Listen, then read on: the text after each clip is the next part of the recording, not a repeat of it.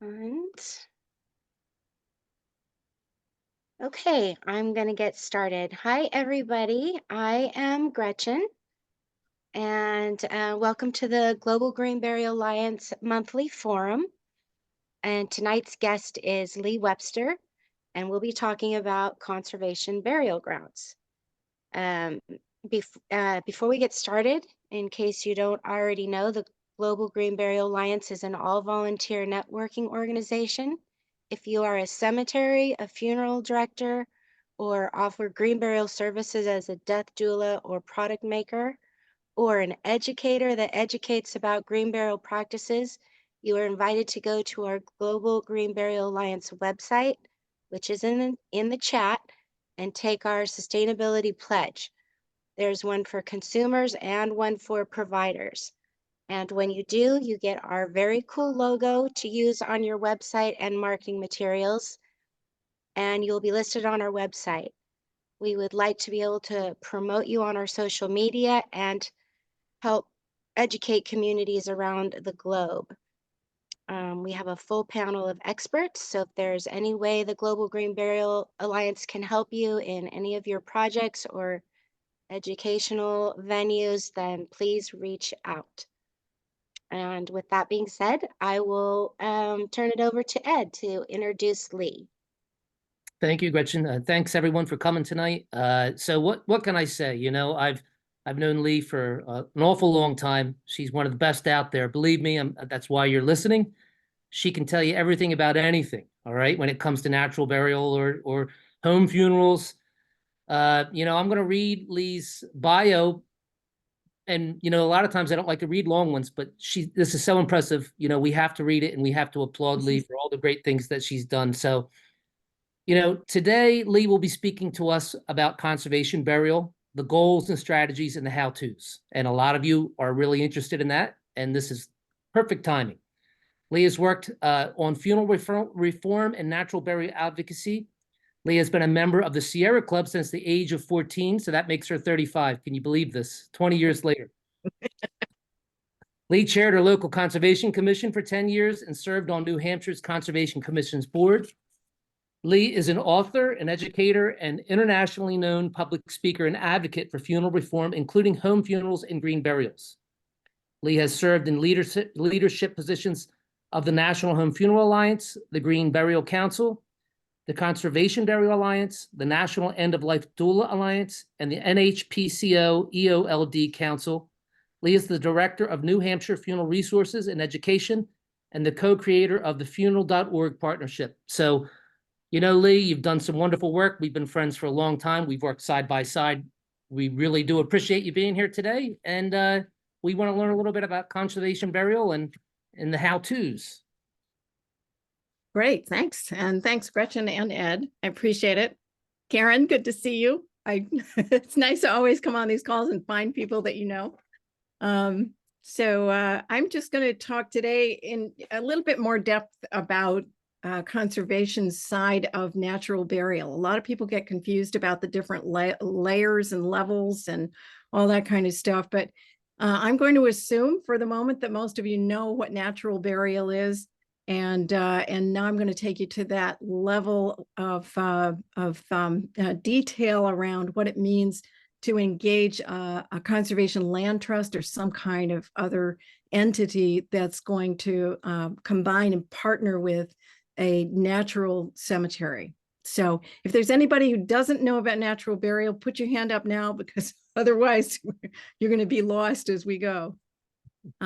I'm just going to, it looks like everybody knows what's going on here. So let me just start. I've got a little slideshow for you. It's not very long, but I do like to let you see some pictures. I think pictures do an awful lot to explain to us what happens on these particular properties, because one of the main things to recognize is that this is about saving land. And when we talk about saving land here, we're talking about actually saving it, not doing something else so that we can pretend that land is going to get saved somewhere, right? I mean, that's one of the big things that you hear about cremation processes often is we're going to save land by not doing it. Well, land gets saved because people steward it. and they protect it and they restore it.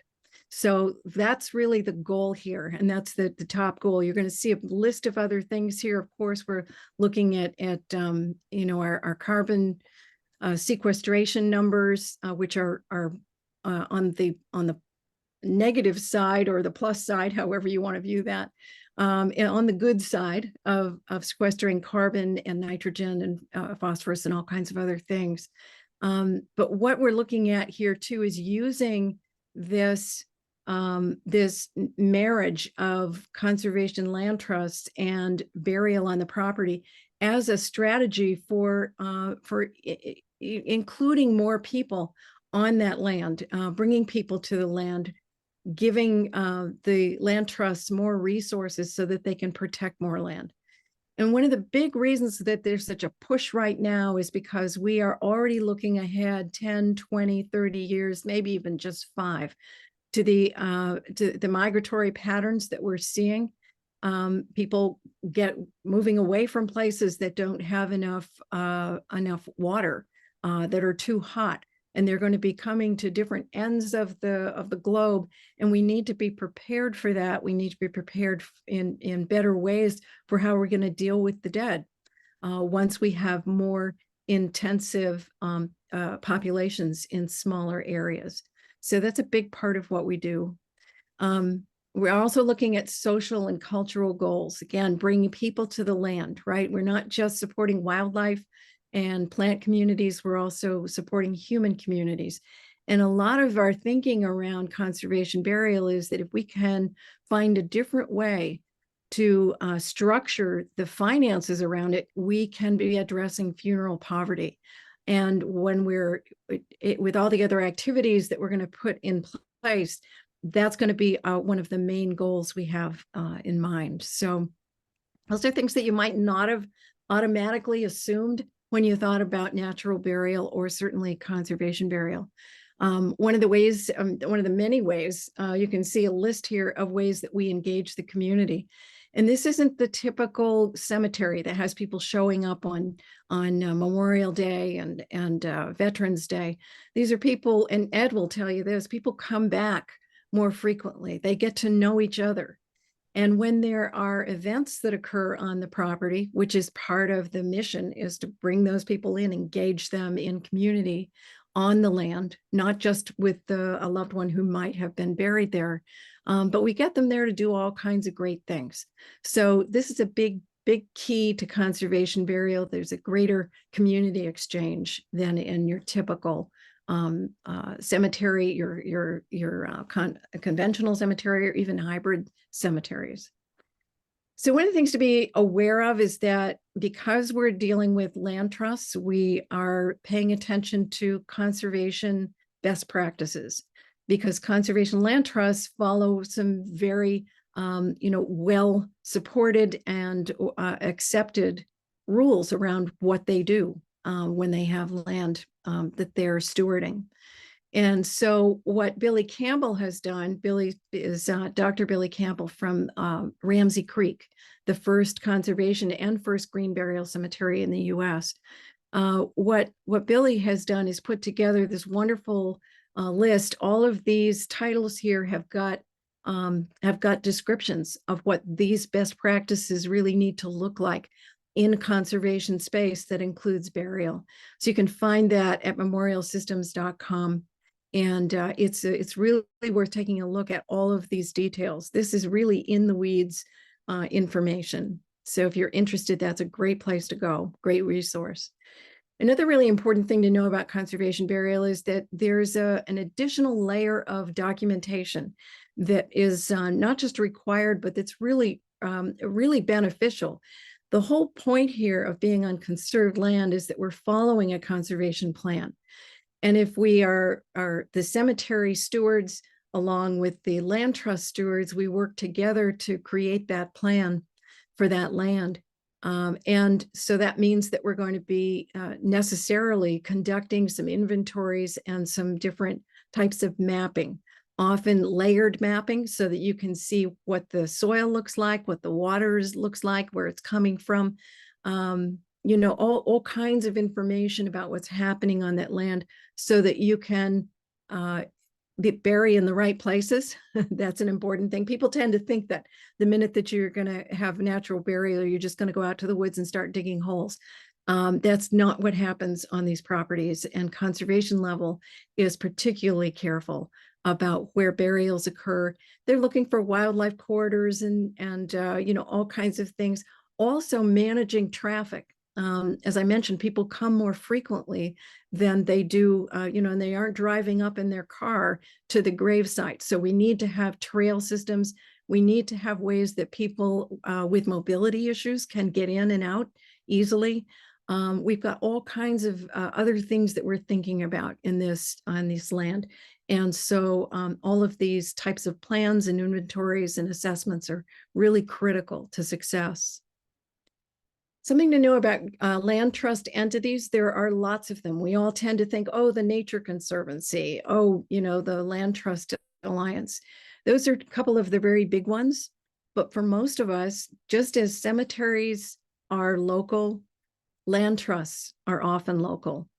So there might be private associations near you that would be open to the idea of partnering and having on some conserved land, having some burial space. Local conservation commissions, not every state has this opportunity, but here in New England, it's a very common thing. Every town, almost every town has got 3 to 5 commissioners, if not more, in the town who are managing public properties. And they're the ones that are going to then work with the municipality to create green space in hybrid cemeteries. They're also, you would hope, interested in partnering with larger parcels that have conservation goals. There are also regional and statewide land trusts. You'll find those, the big organizations that I mentioned. And then there are federal programs. Interestingly, I was just called to work with a group that has a natural resources wetlands easement that they've had for 30 years. And now everyone who is part of the association that contracted with them, that has an easement from this program, now they want to bury members on the property, and they're getting pushback, which is very common. We can talk about that, what to do when there's an existing easement and the land trust is not willing to allow burials on it. We'll talk about that later. Things to know about conservation easements. I mentioned that it's not always the instrument that's used, but most of the time it is. And it means basically that you're entering into an agreement where you're going to lay out in a contract what the landowner can and can't do from that point forward. It also means that you're addressing a covenant for what they're called the assigns, and that would be either children who take over the property or people that the property is sold to. So this is pretty important when we start talking about burying dead bodies on land that can change hands, and that has, again, that steady land trust partner. There's a lot to think about, very, very detailed. We're also going to lay out all the restrictions, all the things that we're saying cannot happen on that property. And those are actually different from prohibitions. But you're going to see that language. You want to know what those two things are. Restrictions basically are, absolutely not, this is never going to happen. And then there are prohibitions that sound a lot like restrictions, but they have often got a little bit of wiggle room. So it's up to interpretation on a few of those. We're going to prohibit a certain activity, but we are going to allow another one. So that's sort of the prohibitions and allowances piece. And then the other part is rights. What are the human rights, basic legal rights that a landowner has, and their assigns after them from that point forward? And what rights does the land trust have? Because often what you'll find is things sound a little bit, a little bit soft sometimes in the language, not much. It's usually pretty brick hard, but you'll find some soft language. And then you'll find at the very end that the land trust reserves the right to say no to anything they want to. So Rights work both ways in easements, so that's a good thing to learn a little bit more about. And the last thing, I think this is the last thing, is about money. The easements can be purchased by the land trust, and landowners can actually pay land trusts to put the easement on their property. So it can go either way. It can be donated as well. So one way or the other. The land trusts, they're all different models for conservation burial. So sometimes the land trust owns the property and then has a cemetery management company come in and manage the cemetery part. Or the cemetery could own the entire entity and then has an easement from the land trust. And for the most part, what they're going to be doing is monitoring the property, which is what land trusts do. That's part of an easement's responsibility, is that they're going to monitor different boundaries of the property every year in order to make sure that there's no encroachment and no infringement. And if there are, part of the land, what the landowner gets out of this is that if somebody's been encroaching on the property, they're then responsible for defending it in court. So the fees for that and the effort for that go to the land trust. So that's sort of the tension and the payoff between the two entities. So one of the things also, and I skipped over, when I get back to, is that often with conservation burial, you have a portion of the burial fee that goes directly to the land trust.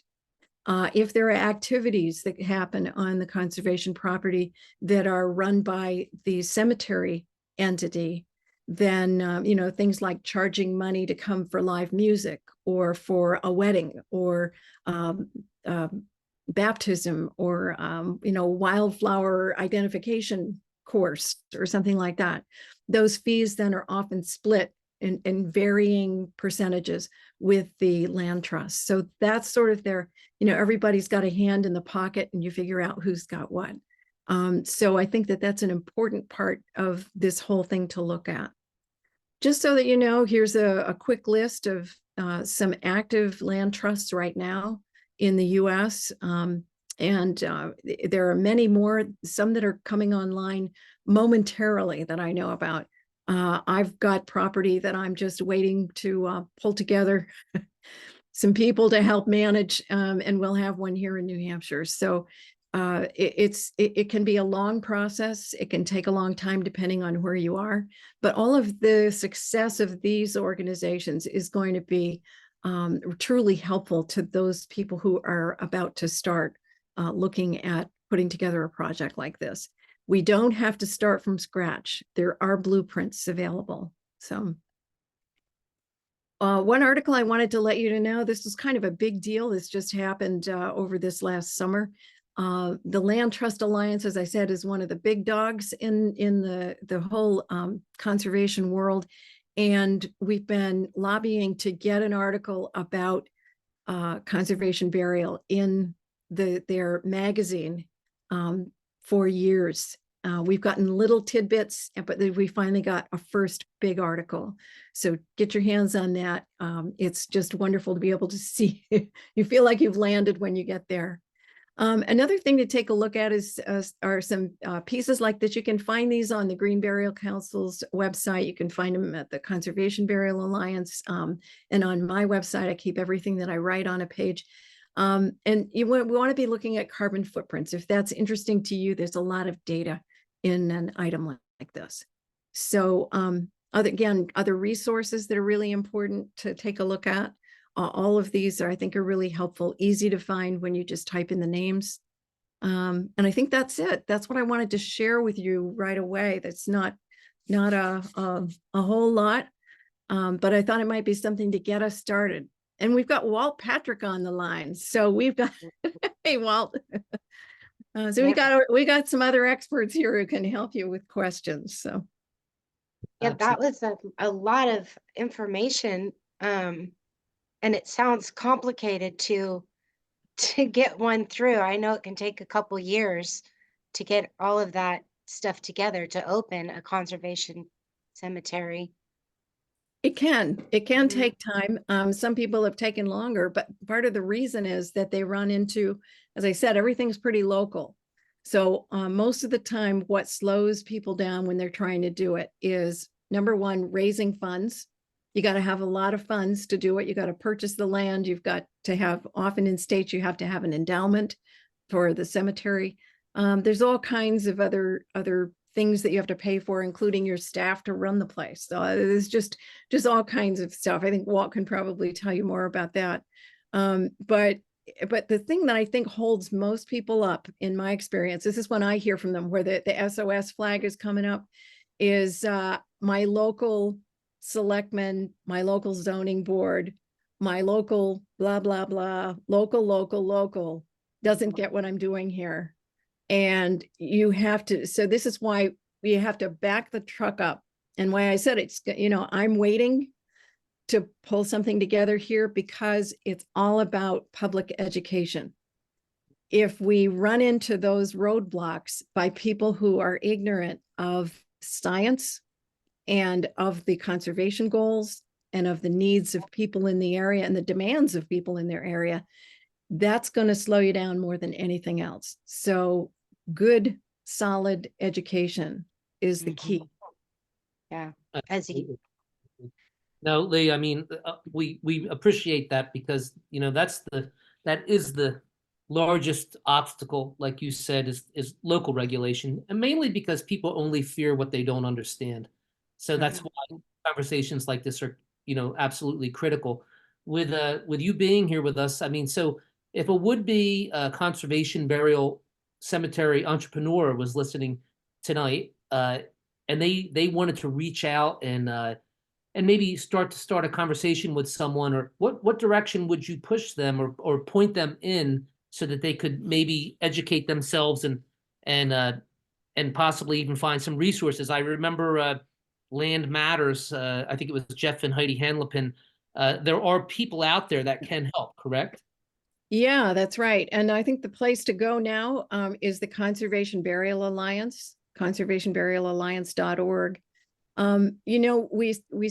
We started, I say we, I am not actually a conservation burial owner at this point, but I was invited into the conversation when all of the conservation stewards, the operators, several years ago wanted to get together in order to support each other because we're a pretty small handful of people, and they were running into some unique challenges. One of the main one was that they were being tagged constantly for information, and they just didn't have time. They were busy running a business, so they were having a hard time keeping up with getting individual information to individuals. So they banded together, and we met for about 2 years before we finally decided to become a full-fledged nonprofit. And that helped us, though, to put it together in a way so that we can provide that information spread out among all the operators. All the operators can put in, the time that they have. We've been able to put together materials that are really helpful for people who want to start up a conservation level cemetery. And so that's been really beneficial, honestly, more for the cemetery operators than for the public so far. But it's lifted a lot of that burden off of them, and it's helped create some wonderful materials. So go to that website as well. You'll see a lot there. There's still all of the material that I developed for the Green Burial Council on the education pages, and I think that's still holding up. I've got a few more that I'm putting together. I've actually switched from writing so much to doing short videos because I'm finding that people are, I find it easier to just listen and watch for 10 minutes instead.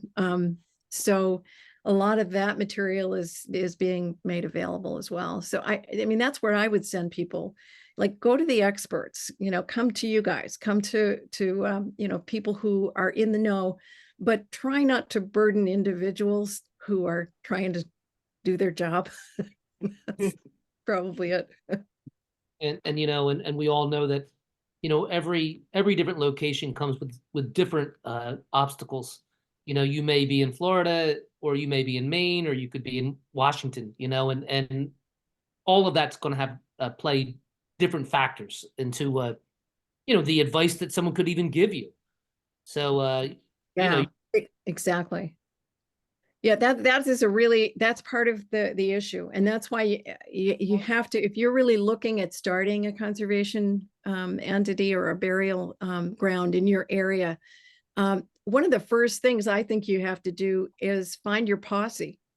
You just got to find all the people in your area who are going to be able to help you, and that you can, you know, if they're not with you yet, you'll be able to bring them along with you. But I can tell you, it is one lonely, lonely thing to be sitting in a select board meeting or a zoning meeting with 7 people who don't know what the heck you're talking about and really couldn't care less. It's a whole other deal when you're in a room with 30 people who get it and they see it and they go, oh, whoa, maybe I better pay attention to this. So, and you know, it's I can't stress that enough. I've sat through enough of those meetings where I've been asked to sit in and I look around and I just go, it's just you and me. They're not going to listen to us. Where's your posse? Yeah. Yeah. It's like us advocates should be educating our um, municipality leaders so that they have even a little idea if they're ever approached by anything like this. I know there's a big development going on in my community. There's going to be several thousand homes, and I emailed them about whether or not they have a cemetery in the works, and they don't. They said there's ag land available, but that would be the project you're probably talking about is, you know, communicating with those municipalities who don't know what green burial is, most likely. And it would be so nice if somebody maybe did a little presentation a year earlier and taught everybody what it is so that they, you know, they had Yeah, that's some, why ongoing education is really critical. And yes. here's another thing that might surprise people, though. The land trust community itself is equally ignorant of the benefits of green burial. And Hmm. and I mean, I've been working with land trusts now for close to 35 years, and helped with some of those early easements that were written and all that kind of stuff. And I can tell you, it is a different language. It's a different mindset when you're on that side of the fence. And I think that's part of what makes this so interesting to me is that I've lived on that side, the person who was helping with the writing those easements for landowners. And now I see it from the other side, where I have something that I want those landowners to be able to do on their property. And you know how complicated that gets when you're working with people with conservation mindsets. And here's the thing, there's more than one conservation mindset. There's I often look at it, it's on a spectrum, and you're often looking at people, you're talking to people who believe in the lock the door and throw away the key. And then you've got other people who are totally focused on community conservation, where they're trying to engage community. I think conservation burial grounds tend to be way on the community side. So when we run into that other group, it's very hard to have that conversation. We need to be developing better ways to talk to each other in their language, not just ours. I can tell you that, you know, between my husband and I, we worked with the Nature Conservancy, we worked with the Audubon Society, and I mean, all the loons who are a pretty big deal around here, and what's our statewide organization. And I remember sitting down a few years ago with the new head of that statewide organization. And we talked for about an hour and a half. He was curious. He'd seen something in the Boston Globe, so suddenly he wanted to know more. And we got all done. I thought, wow, we have really made some progress. And he said, this is all just fascinating, but it will never happen here. Oh my God. So be Horrible. prepared for be prepared for the letdown, but keep on going, because you know, the only way that people learn often is through repetition, and we need to be persistent. Oh, And have good arguments, right? absolutely. Yeah. I've been burned at the stake a few times, but I've survived every time. So The, let we yeah. have the American River Conservancy here, and I know several people who have died. They let them put a bench out there on the land. Mhm. You know, I've often wondered about approaching them about this and seeing you what.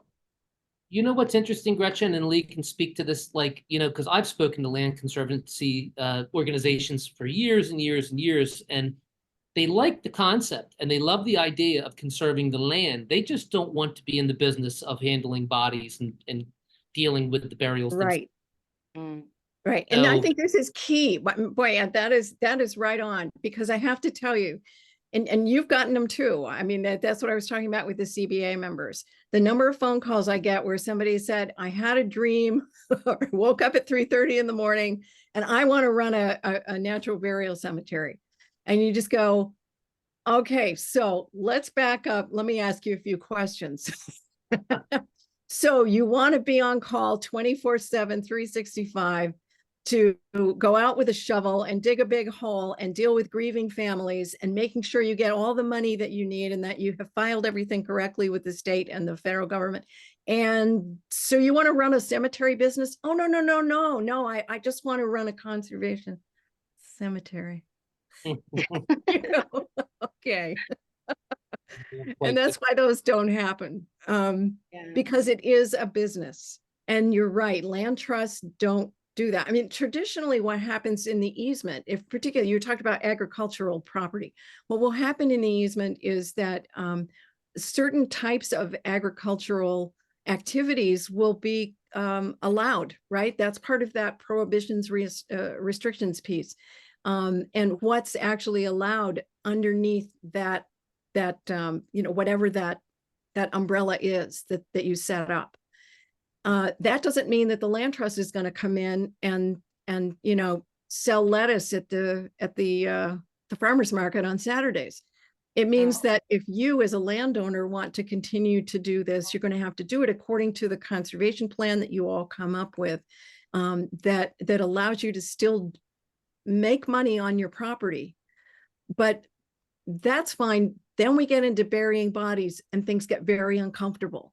They understand lettuce, but they don't understand dead bodies. Most people don't. I'm not blaming land trust. It's not what they got in the work to do. So there's a question of being off mission. And that is something that land trusts now that are considering this that's what informs their conversation and their thinking, is how this stays on mission, how to keep this on mission, and how to set up a scenario where the land trust interests are protected. And those are all viable, very important goals. We want our land trusts to live on and be healthy. So we don't want to have a bad experience. So you can see why they're reticent. There are a lot of other reasons why they're reticent, but that's one of the main ones. Yeah. absolutely, but it's a wonderful way for them to create a revenue stream if they do consider or look into it, and with the help of, like you said, even a cemetery management situation could benefit. So anyone listening to this, certainly keep that in mind. It could be outside your bandwidth to think of all the working parts, but like Lee had said, creating a posse or a group of people that can help you through this is critical, in my opinion. Yeah. I wonder with those with the ones, if you had land, a conservation burial ground, if there was a community of green burial funeral directors and death doulas, that would work to kind of create, a cemetery business. I mean, not really a business, but well, I guess it would be a business, but to use that land for burial, like community death care, I guess is what I'm thinking of more. Yeah, I certainly wouldn't discourage people who are interested in anything on the death care continuum to be part of this. But as anybody who does the work can tell you, this is a real hard skill area. This is not be a doula, Yeah. helping people. This is real logistics, real law, real honest to goodness, running a business, red line, black line. So you want to, when I say put your posse together, you might have people who have really great strengths in persuasion. They're the folks you send to the selectman's office. But you need people who are lawyers and CPAs and people who actually know business as well. So I wouldn't just put together one type of person in this group. It's not unlike any other organization. You know, there are 5 states in the US that require cemeteries to be run by nonprofits. And I think the nonprofit model is actually a really good one for states that don't require nonprofits, that can be private. Because when you're looking at board work, you're looking at having a variety of people with skill sets. Being interested is not enough. Having skill sets is really critical. So, yeah, I mean, yes and no to what you're describing. You need a posse. Yeah. Good one. Yeah. A good one. Yeah. Yeah. You know, this is certainly not a hobby, as Lee has stated. No. You know, this is really hard work, and we really appreciate Lee coming here. If anyone has any questions for Lee, I welcome you to ask, because I think it's important, you know, to I take the think opportunity. Karen's got her hand up. Go ahead and unmute yourself there. Hey, I so appreciate this conversation. I'm taking lots of notes. And so here's what I did. I submitted a proposal to the Pennsylvania Land Conservation Conference, which takes place in April of 2024, and proposed a session on natural burial and how you know, the goals of natural burial and the goals of land conservation are, you know, intertwined and can be mutually beneficial. And dang if they didn't accept my proposal. Oh man, do I have a lot of good stuff for you. Okay, so we may connect another time, but I as Ed mentions, I have also approached a few of the land conservancies in my neck of southeastern Pennsylvania, and just as Ed said, it's like they like the idea, they think it's cool, but it's off mission and they don't want to deal with bodies, and so I've heard those things as well. So my question is, given the fact that I'm going to have, I don't know how many people who attend my session at this conference, what are maybe 1 or 2 key things that you think would be important? I know there's a lot of things I can focus on, and I'll try and cover as many of them as I can, but any advice on specific things that you think are crucial to get across to these folks? Yeah, I speak to these kinds of folks a lot, and I can tell you in fact, I'm putting something together for a pretty similar time frame for a major organization, statewide organization too. Okay. So this is kind of fresh in my mind. Some of the things that I focus on, just like I did a moment ago, I focus on the money. They know about the money. Okay. Look, the world just runs on how this is going to work. Okay. The second thing I run on is the environmental, the environmental details around it, right? It's not enough to just keep on saying to them, if we just all do this, the world would be a happy place. You know, it's so much of what's out there, what's in the media and everywhere else is just, isn't this wonderful? Here's the solution for the world. But what they want to know is how to do it. So I think that one of the most important things we can do, we can bring to new, you know, who we hope are going to be our converts, are stories from successes. So being able to, we want to put some stats out in front of them for sure. We want to let them know that there are existing cemeteries that have been going to, Ramsey Creek did its 25th year in October. This is 5 years. So we have success stories we can tell them about, and it helps if there's someone who's closer to you. I've found. So stories are important. Money's important. And, you know, the science is really critical. Don't go in and try to buffalo people if you don't actually know the science. Okay. It's I mean, you are walking into a hotbed of people who put themselves to bed at night with science journals. Right. Don't go in and be an idiot. Right. Got Right. it. So that's some of the, you know, those are probably the top 3 things. Fantastic. And again, depends on what the feel is of that particular group. Are they more community minded? In which case, the next thing you do is stress that community connection, that conservation, you know, that strategy for conservation. That's a real big one. If they are not so much, then what you want to do is go in and talk about carrying capacity and things like that. Like, how many people are we really planning to bury? We've got 100 acres. We're going to bury on 2. Oh, that's a different story. I thought you meant we were going to just litter bodies all over, you know, all the. So you want to get and talk about that. Here's another weird thing. What I would do, just look at as many easements as you can, and I'll set you up with a bunch of those so that you can see what the language looks like. Yeah. But one of the top things that land trusts will tell you about why they're going to say no is because of the language of disturbance of soil. Okay. And what it meant when we were writing the easements was that we didn't want great big plow trucks and, you know, utility vehicles and all that kind of stuff. They weren't talking about a shovel. But unfortunately, the way the language read, so you need to look at the writing in easements, familiarize yourself with that so that you can speak to the people who write them and be able to defend specific pieces and parts, because those are going to come up. So fantastic. Enough of that. That is awesome. Keep going. That is awesome. Thank you so much. Okay. I am honored. You're going to get a bundle in your email box here by tomorrow. Thank you. Okay. Thank you all.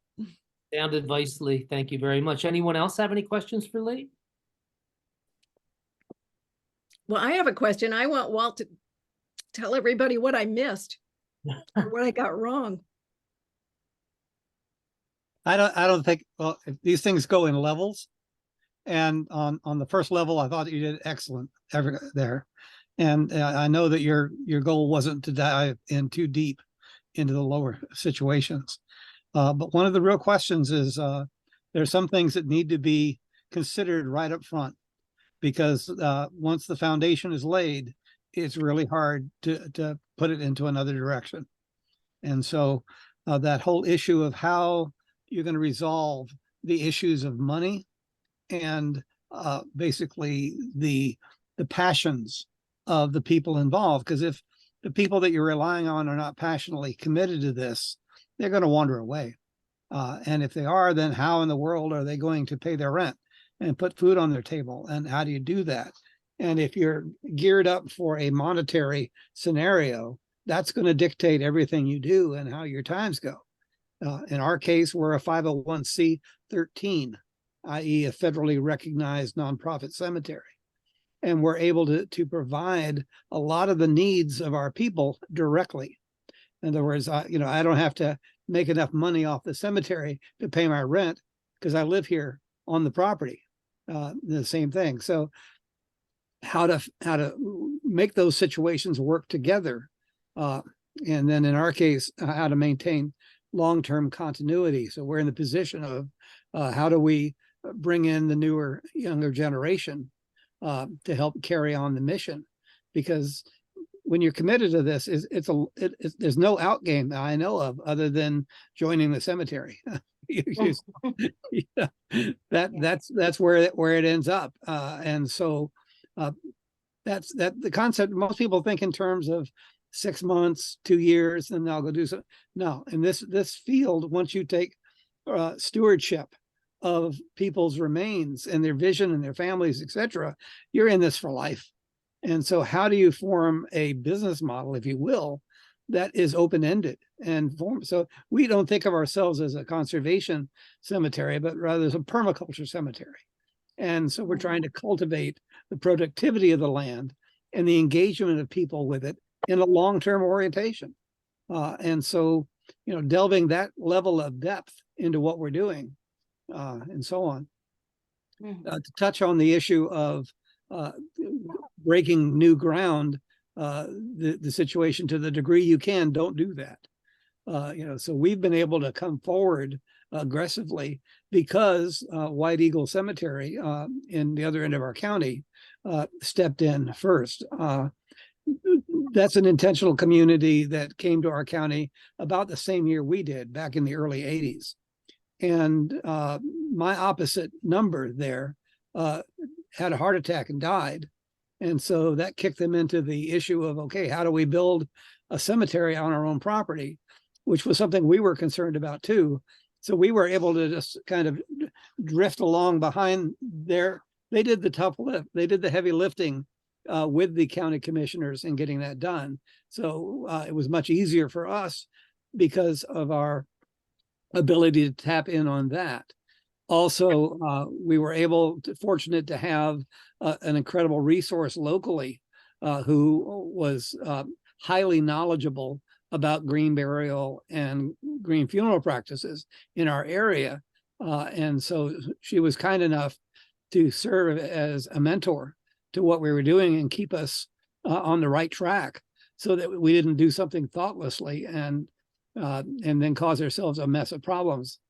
So having the right mentors and the right precedences are crucial to making it work. And even if it's not local, still, because modern age, we can reach out to people and Zoom and do all kinds of stuff.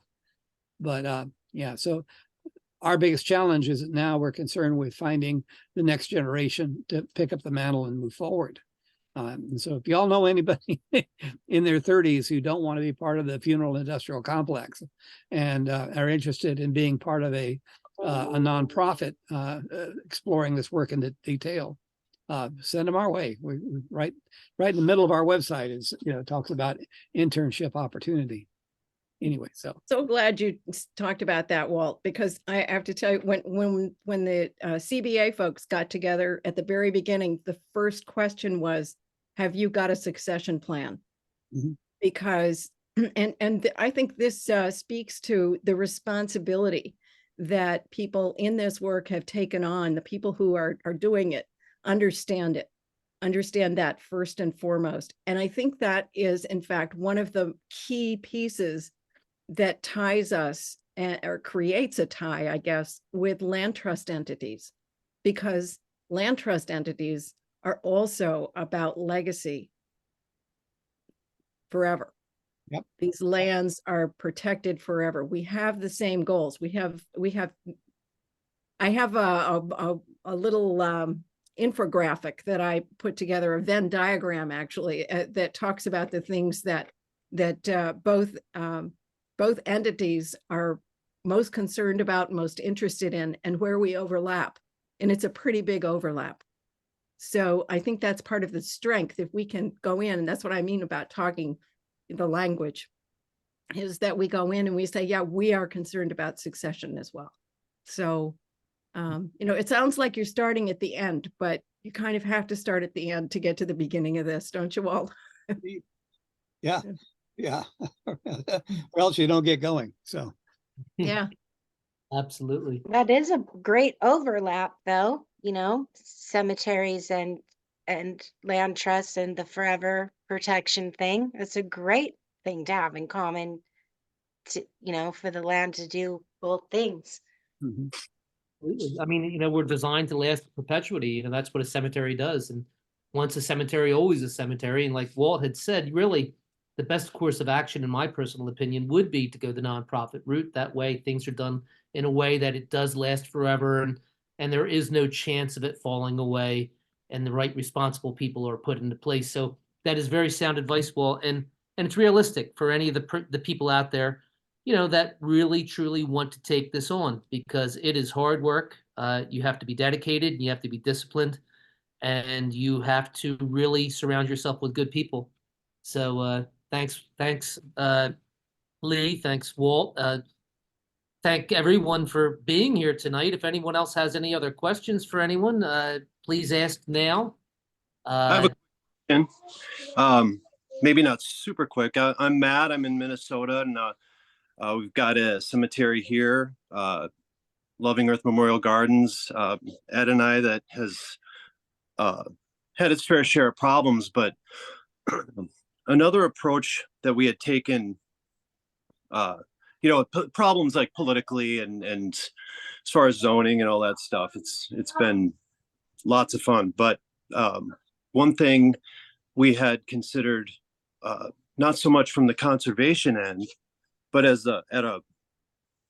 sorry, I'm just gonna, but more from a restoration approach, where we've got land here in the Twin Cities area that's considered brownfield land that's pretty much toxic. It's been, used by railroads. It's been, maybe a mill site or something like that. And working with the municipalities and the railroads, and maybe restoring some of these properties by turning them into a cemetery. Sorry, I'm just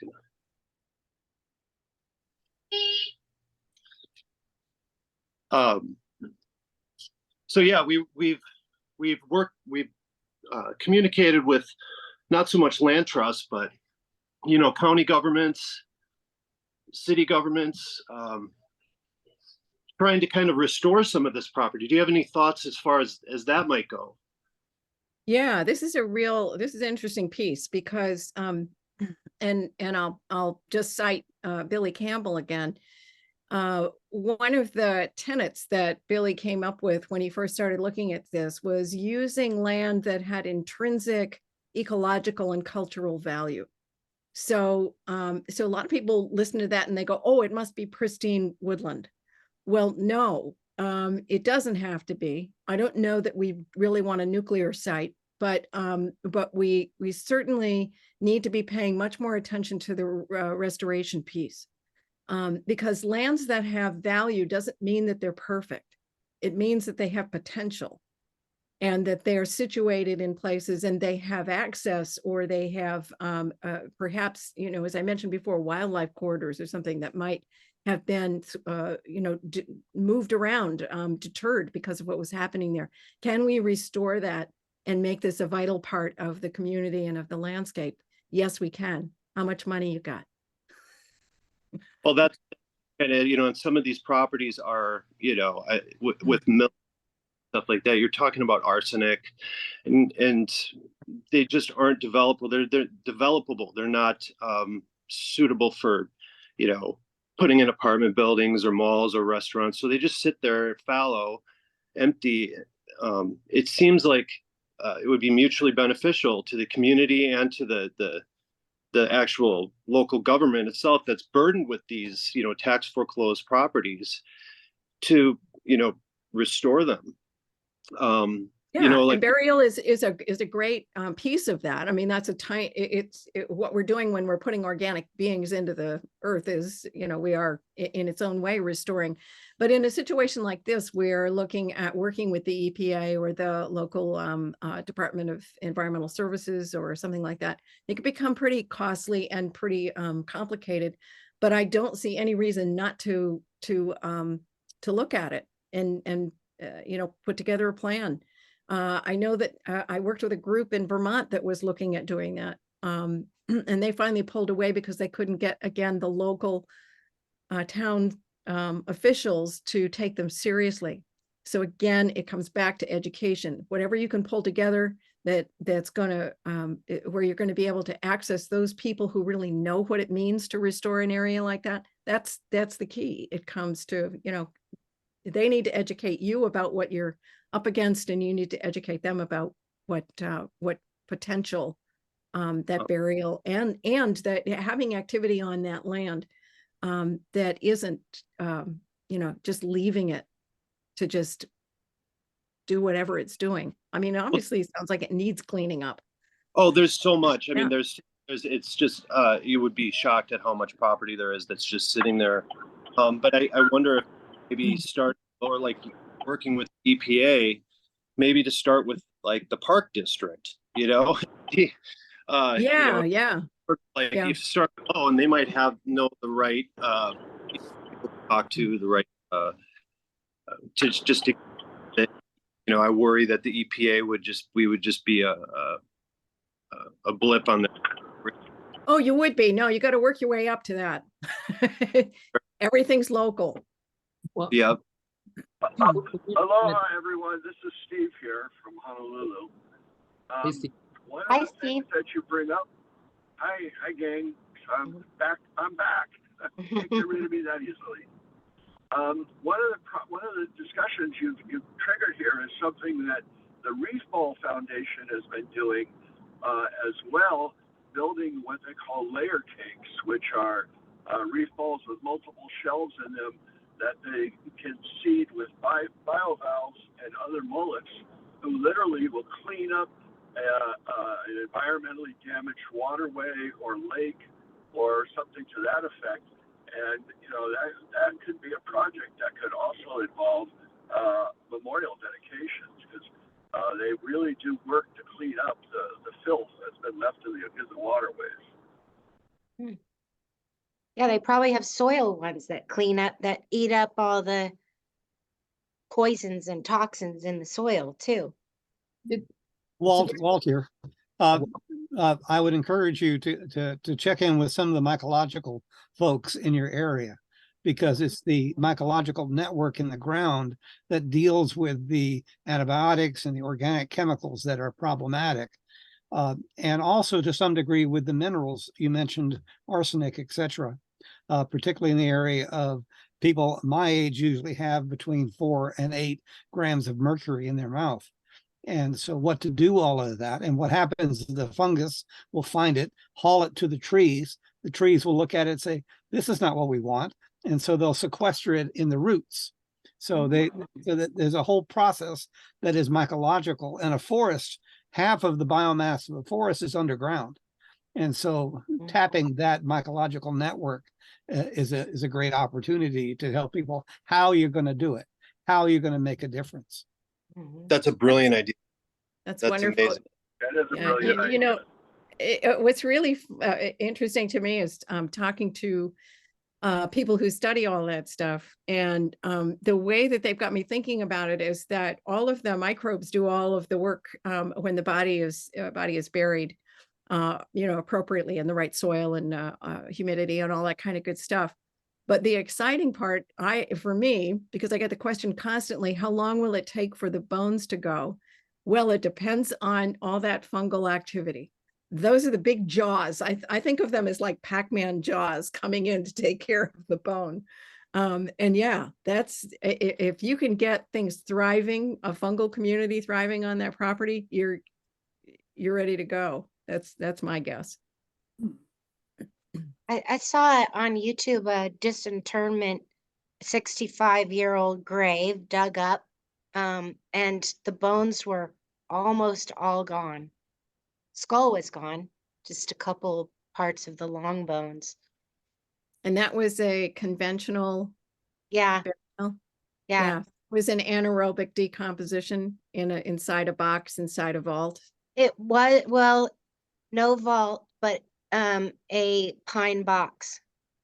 Yeah. It was still there. Wow. Yeah, but only just a few pieces of it. It really depends on the soil type and where it's located regionally. But I mean, this is all sound advice. And the one thing that I would say to Matt would be that, buyer beware. There's plenty of municipalities that would love to give you all the brown sites that they have for $1. Just be sure you understand how you remediate those sites. That's what gets costly. So yeah. True. And they've even suggested in some cases that there would have to be a cleanup before anyone could even go out there. They literally just remove the top however many feet of soil. And you have to pay for the environmental survey. I think the stars would really have to align. You'd have to have the perfect piece of land with the perfect town.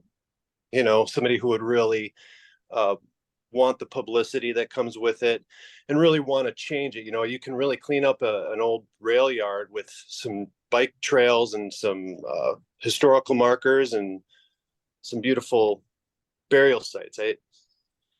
I think it's great. You know, I'd love to see it. Well, very good point. Thanks for bringing it up, Matt.